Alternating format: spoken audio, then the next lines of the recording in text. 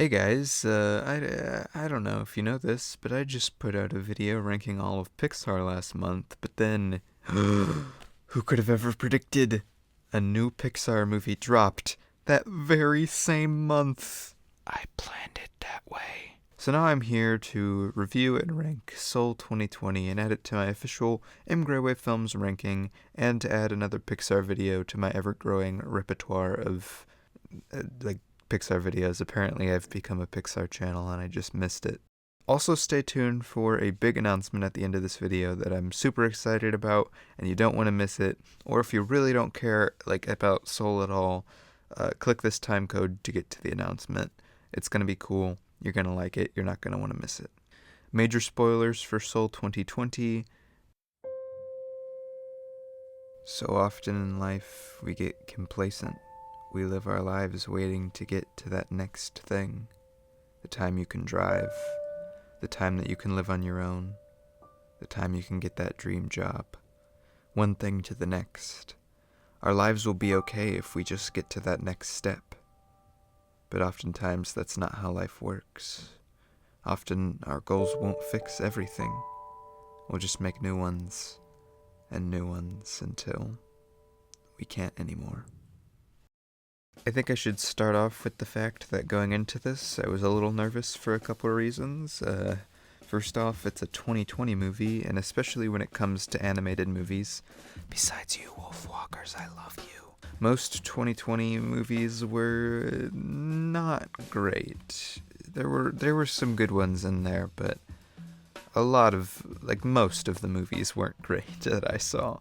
Secondly, this is a later Pixar movie, and if you watched my video ranking all of them, you'll have seen that a lot of the newer Pixar movies just haven't really been the same for me and haven't really captured the magic of early Pixar, and it just, it gets me nervous every time a new one comes out, because I'm like, will it be like Pixar, or will it be like Pixar, disappointing essentially. And it's a Disney Plus original, which I really don't like that we're getting a bunch of Disney Plus original stuff when it comes to movies that you have to have Disney Plus to watch, and I think it's really not good for movies as a whole. And I'm even talking about stuff for Wolfwalkers, which I mentioned earlier, and how nobody is gonna watch it because nobody has Apple TV Plus, and I just think it's really bad for movies in general. And a lot of the Disney Plus original movies just haven't been really that great anyway. So I was nervous for that. I was also nervous because of some of the trailers, and I know trailers usually aren't a great thing to judge the movie off of, but Blue Blob people, not very interesting to me. And I was worried the whole movie would kind of take place in this kind of trailer Soul world that was all just bland and blue, and I wasn't feeling that at all. And then there was 22, and 22 looked like the literal death of cinema, and this joke in the trailer literally made me want to never watch a movie ever again. What do you want to be remembered for? Probably for doing this funny cowboy dance.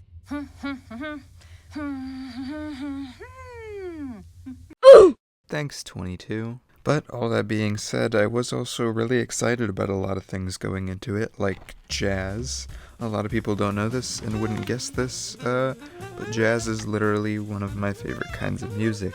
If I had any musical talent whatsoever, all of you would be seeing me out here with some jazz trumpet or sax or something. But alas, I'm sitting in front of a microphone sharing my thoughts on a random Pixar movie for 40 people. Also, despite some newer Pixar movies, there really aren't that many Pixar movies overall that I don't like, and they've put out some of my favorite animated movies of all time, including my overall favorite movie of all time. I also love seeing diversity from Pixar, especially when doing something like jazz, which is so rooted in Black history. And I mean, these character designs look awesome. I really, really like these character designs, which was another thing I was kind of nervous about. But all of that stuff actually did push me to be more nervous for it because, like, I don't want a black-lead movie about jazz for him to just die in the first 10 minutes and then we have Blue Blob Man not playing jazz. But there was one more thing I was forgetting, an ace in the hole, if you will, of things that I should have been excited for, and that was Pete Docter. So for those of you who don't speak Pixar, Pete Docter was one of the earliest employees of Pixar who helped a lot of the early animations right out of college, and ended up even helping write Pixar's first feature-length movie, also the first feature-length 3D animated movie ever. Afterwards, he kept rising through the studio and ended up getting to direct the first movie of the studio that was not directed by John Lasseter, Monsters, Inc. Throughout the years, he's become essentially a staple of Pixar on all fronts, writing and directing movies like Up, Toy Story 2, WALL-E, and his last movie before Soul, Inside Out. Now, a lot of people have said that Soul completed what some people are calling Pete Docter's life trilogy, consisting of Inside Out, Up, and then Soul. Covering the beginning of life, growing old, and the concepts of dying and what your life was about. I actually really like this idea of like a trilogy without actually being like a trilogy. I think watching them all back to back would be really cool. But I think Pete Docter was the oomph this movie really needed. He's shown with his previous work that he's a master of emotions and getting his movies and his characters to feel real and tangible. Heck, he made like everyone cry in the first 15 minutes of Up. So with Pete Docter, we know if we have the skill to pull off something special, and we know it's going to try to pull off some big question thing. So cautiously optimistic little me sat down in front of the Christmas tree with family all around and allergies acting up way too much because weather hates me, and we went onto Disney Plus and watched Soul.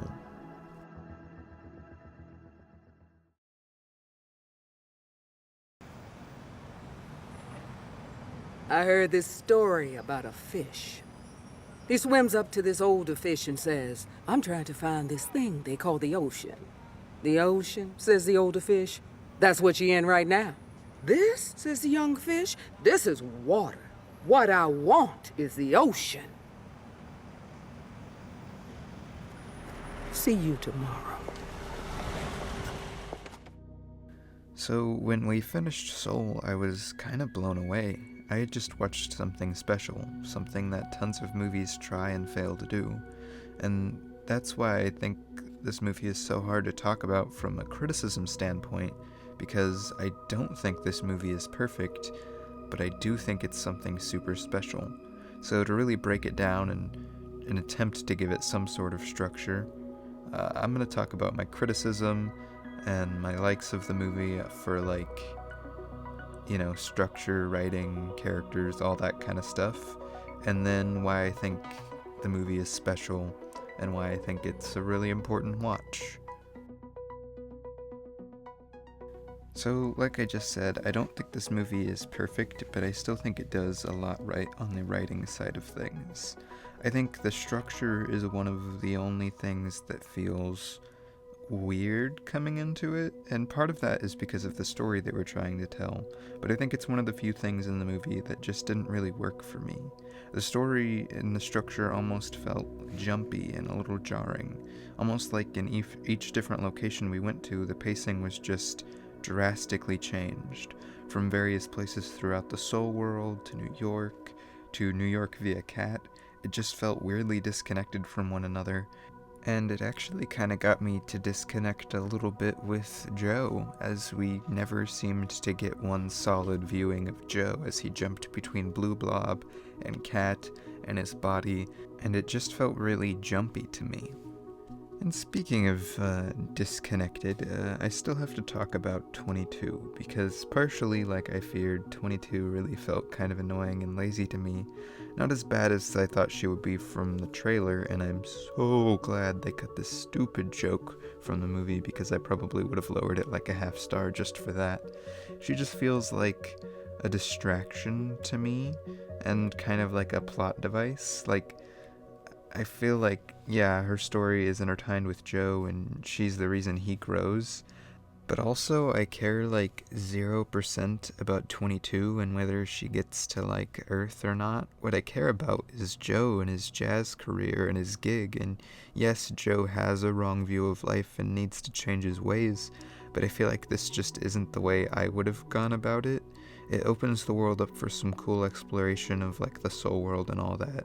But beyond all the Jerrys, and especially Terry, who is the peak of comedy, I don't really care about this sterile blue fuzzy blob world. I have like no emotional connection to any of this or to these guys or whatever's going on over there, and it took the whole movie for me to care about 22 really at all. That being said, I really like the way Joe goes about learning his lesson and how it ties into 22.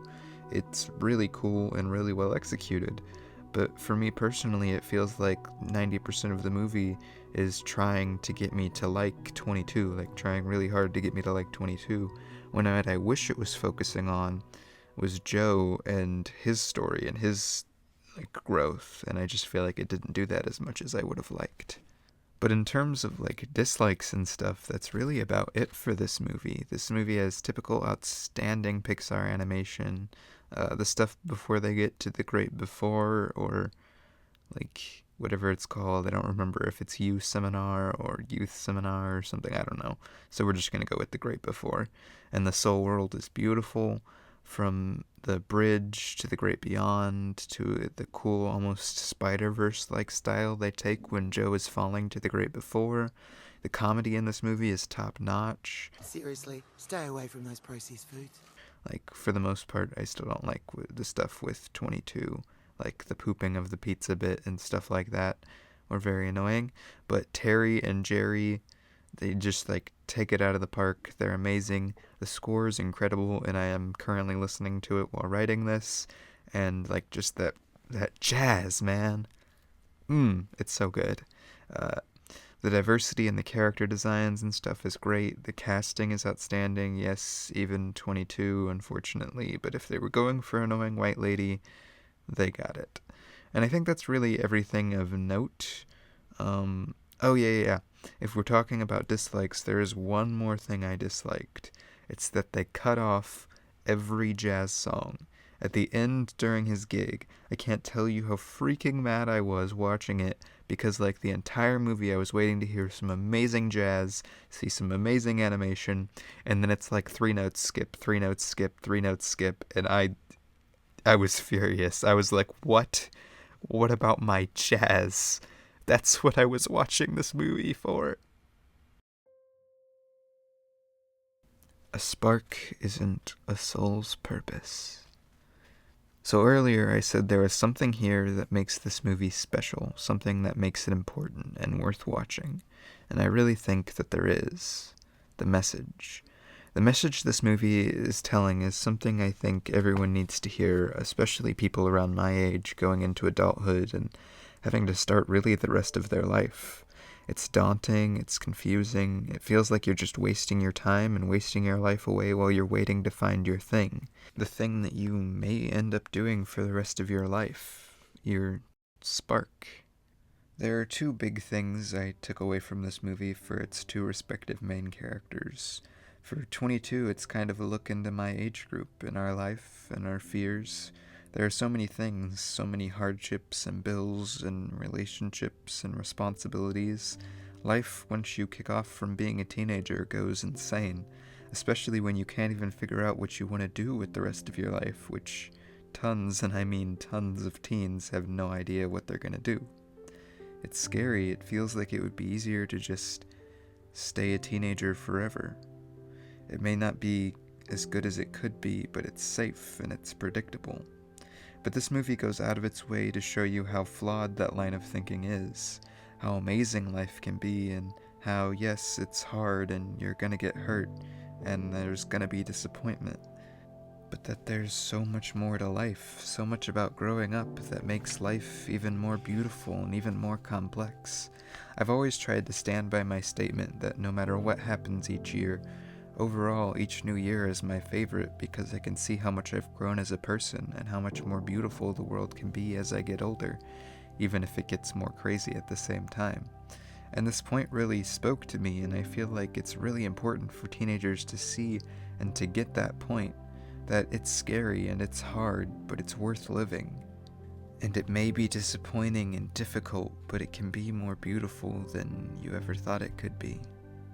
Even something small, like walking, or discovering a new food, or finding a new art that you love. And the second thing comes from Joe that kind of goes hand in hand with this. A spark is not a soul's purpose. We get told all of our life that all we have to do is find that one thing that we're good at and that we can do for the rest of our lives and that makes us happy. And a lot of the times we find it, sometimes even multiple things. Things that we love, things that make us happy, things that we want to do as careers. But that isn't all there is to living. It's not about finding one thing, because life is so much more complex than that. Life never goes the way we plan. Dreams and passions die, plans are compromised, and we can end up not doing what we planned on doing at all, like the barber in Soul. It can be crushing, and like Joe, you go on just trying to get your big break, your one gig. And it's really easy to get depressed doing this, and to ignore all the other things that you could really love and that could make you happy, because you just can't get to the next point and to that next chapter in this one thing. Like I said at the beginning of this video, humans are really good at getting complacent in our lives and just waiting for something, anything to happen. But for a lot of us, if we died today, would we be happy with the lives we lived? And even if you got that big break, is it everything you built it up to be in your mind? Is it the end-all of happiness that will solve all your problems? Or will you just set another goal after that? Soul does an excellent job asking these questions and giving some answers that, regardless of what you believe, you can learn and grow from. And there is no real answers for a lot of these, which is something that makes this movie special. You have to live every moment of your life.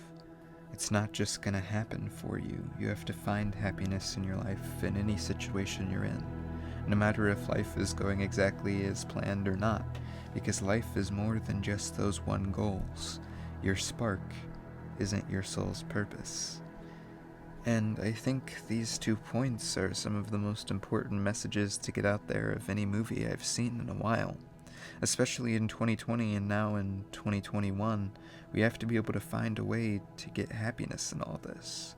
We have to find a way to take agency in our lives, even if it's something that you never thought you would do, like being a middle school jazz teacher who gets to inspire others, not only become great jazz players, but to learn in general. Or YouTube with a super small audience who wants an outlet for his creativity and opinions and wants to spread the happiness and love he has from entertainment. I never thought I would ever be making YouTube videos, or even having a short film that I'm super proud of. And even though it's not great, I'm super happy that I did it. I have no idea what my 2020 would have been like without it, and honestly, I have no idea how much I'm going to be able to do it this year. I'm starting more college classes, and it's going to be a lot, and I'm scared for what my future will hold, and how my relationships are going to turn out, and how my plans are going to go. But I know that no matter how hard it gets, it's a life worth living, and I'm super happy to meet whatever it throws at me.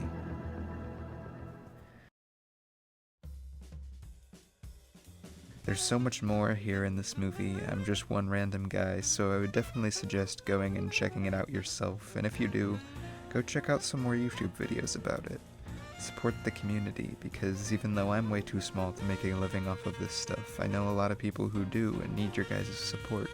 And I hope that I'm not just crazy here, and you guys all got as much out of this movie as I did, because I truly think it's something special and something that will become a classic for me, if nobody else. And it's gotten me genuinely excited to see what new stuff Pixar will put out. Now time to rather quickly rank it, because this video is going longer than I thought it would be. So we're going to add it to the infamous official Imgrowe Films ranking of Pixar, which, major spoilers from my other videos, so please go check it out before you watch this part of it. It comes in at Number 5, kicking Coco out of the top 5, which I think is super fair ranking-wise. It's not a perfect movie, but it's something really special, and it means a lot to me despite all the things I dislike about it, which really isn't that much. And I think it holds that spot quite nicely. Again, go watch these movies, form your own opinions and all this stuff. But Soul, like I said, has made me super excited for Pixar again, and I can't wait to see how Luca turns out. And yes, for all you people out there who want to know where the John Ratzenberger cameo ranks in this movie, but I actually don't know. For this one, they wanted to keep it a mystery enough so that they didn't even put it in like the credits or anything. Pete Docter has confirmed that he's in there somewhere, and there's a lot of speculation, but since there's nothing official, I'm not going to rank him yet. If you're watching this movie, please look out for anybody who he might be. I really want to be able to add him to a ranking. And, you know, I couldn't find him in the 2 times I watched this movie, so who knows? Now for a special announcement. Hey, do you guys like my channel? Probably not. Do you like free stuff? I really hope you do, otherwise I don't know what I'm doing with my life. But I'm going to be doing a giveaway for one of my custom art covered DVDs that I designed, and it's going to be a 100 subscriber giveaway. As you should be able to tell though, currently anyway, we are not at 100 subscribers. Last year I wanted to get there by the end of the year, but it didn't end up happening. So this year my plan is to announce this now and get us to grow to 100 subscribers, and then once we do that, I'll be giving away your choice from my selection of these. It's not just these 4, there are some more that I don't have with me right now. So it's going to be really cool. It's going to be a new DVD with the normal cover and the custom cover. The custom cover has the rating, the runtime, a description, all that stuff. And they're really fun. I put a lot of time into making them, and I hope you guys like them as much as I do. And they even have like a little M. Grayway Films logo on the side. So yeah. Hopefully that'll be cool. Share this with all the people you know. I'm going to be doing an official announcement video on this soon, so like, this won't be the specific video you have to share. But thanks for watching, guys, and until next month.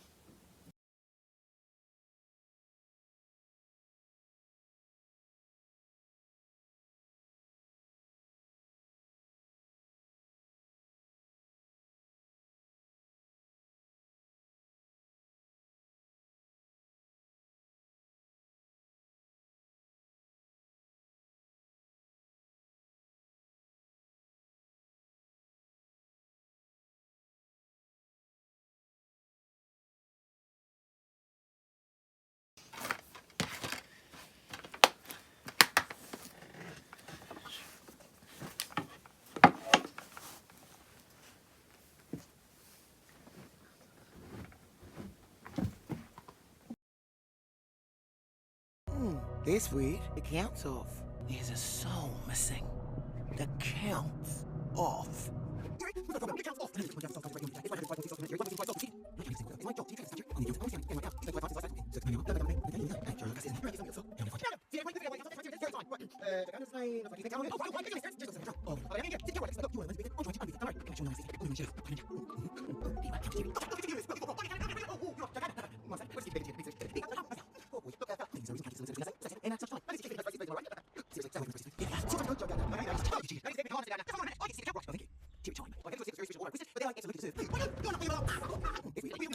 Hi! Movie's over. Go home!